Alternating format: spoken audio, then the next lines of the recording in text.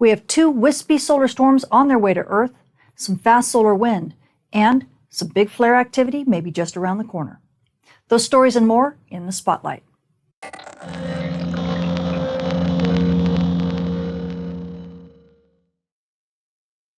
Space weather this week kicks off into high gear. As we take a look at region 3467, it launches a wispy solar storm. You can see right here in our solar demon, all that dimming region. That is actually an Earth-directed solar storm, but it is wispy, so we're not expecting all that much. But we do have a coronal hole that you can't really see right here, but that is also giving us a little bit of fast solar wind. On top of that, if you take a look at the far shot of the sun, you can see wispy prominence eruptions. These are big solar storms that are not Earth-directed, but man, do they sure make some nice eye candy. And on top of that, as we zoom into the sun, we actually have another filament right here. This filament is about to erupt right here. You'll see it whoosh, kind of right there. Yep, that is an Earth-directed solar storm as well. It's also a wispy solar storm, so that one is going to hit us later this week. And on top of that, it's going to be chased by some fast solar wind from this coronal hole. So Aurora photographers, if you're at high latitudes, you're definitely going to be getting a show over the next couple days. And the Aurora photographers at mid-latitudes, well, you might get a chance for a show as we move later in through the week.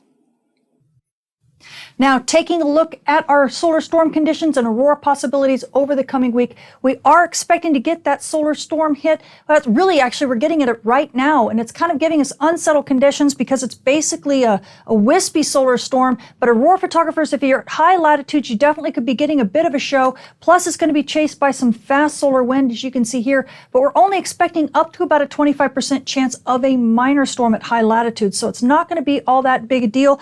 But as we move to the latter part of this week, you're going to see minor storm conditions when that second solar storm hits Earth. And that's good news because you're going to get a better chance for some aurora shots. Plus, we're going to get a bit of a fast wind chaser, but that may not happen until the beginning of next week or the beginning of November, essentially. So you're definitely going to get a shot for some aurora, possibly through Halloween. It looks like you might just get a chance. Now, switching to our solar storm conditions at mid-latitudes, well, we are expecting a little bit of activity, and we're kind of getting it right now. It's only going to be unsettled conditions with about a 10 to a 15% chance of active conditions over the next couple days because of the fast solar wind along with that wispy solar storm. And then when we hit the 29th, we should get a bit more activity from that second wispy solar storm that's going to hit Earth, and that's going to be followed by a fast wind chaser. And so aurora photographers, if you're at mid-latitudes, we could expect active conditions with up to about a 20% chance of minor storm conditions. And then as we move into Halloween and through the first of the month, we could get a little bit more activity. So, if you're dedicated, you could chase, but, we're going to have to wait and see. And now switching to our solar flare and dayside radio blackout outlook over the coming week, we really don't have a lot of activity right now.